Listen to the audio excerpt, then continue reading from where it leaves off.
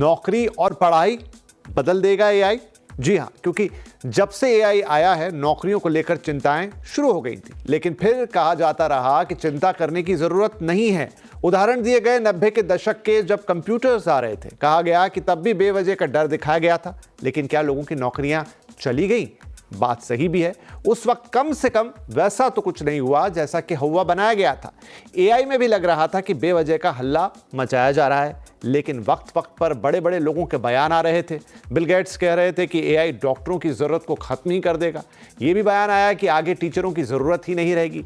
फिर भी लगा कि बातें ही हैं, जब होगा देखा जाएगा। लेकिन फिर टीसीएस में बड़ी छटनी की खबर ने सबके कान खड़े किए। हालांकि कंपनी ने कहा कि एआई इस छटनी की वजह नहीं है, लेकिन कंपनी ने यह भी कहा कि बहुत से मिडिल और सीनियर लेवल के कर्मचारी मौजूदा और भविष्य की जरूरतों के हिसाब से खुद को अपग्रेड नहीं कर पाए थे। तो आखिर ये कौन सी जरूरतें थी जिन्हें इंजीनियर लेवल के लोग नहीं सीख पाए, खुद को अपग्रेड नहीं कर पाए, अपनी नौकरी पर खतरे को भांप नहीं पाए और छटनी का शिकार हो गए? कई जानकारों ने कहा कि इसकी असली वजह तो एआई ही है। अभी भी नौकरियों पर एआई के खतरे को लेकर एक्सपर्ट लगातार बोल रहे हैं। ताजा बयान है विनोद खोसला साहब का।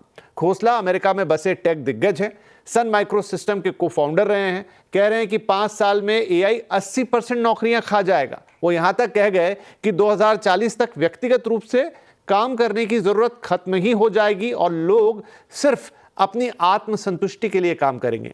बात थोड़ी अजीब और डरावनी दोनों लगती है, लेकिन उनके साथ पॉडकास्ट कर रहे जिरोदा के निखिल कामत भी उनकी हां में हां मिला गए। हालांकि कामत ने यह जरूर कहा कि एआई ने नई नौकरियां जरूर वो देगा, लेकिन किस तरह की ये अभी बता पाना मुश्किल है।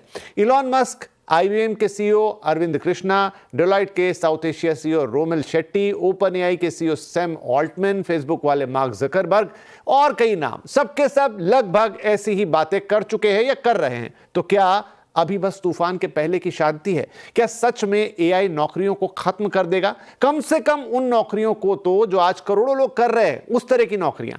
ऐसा अगर होने जा रहा है तो दुनिया भर की सरकारें क्या सो रही हैं? क्या उनको इसका जरा सा भी अंदाजा नहीं है? और अगर ऐसा सच में हो गया तो दुनिया भर की अर्थव्यवस्था का क्या होगा? क्या दुनिया के सिर्फ कुछ लोग और कुछ कंपनियां एआई के जरिए पूरी दुनिया को चलाएंगे? तस्वीर बड़ी डरावनी और बहुत ज्यादा अजीब लगती है, लेकिन आप और हम क्या इसके लिए कुछ कर सकते हैं या सिर्फ इंतजार ही करना हमारे हाथ में है? जब जो होगा देखेंगे।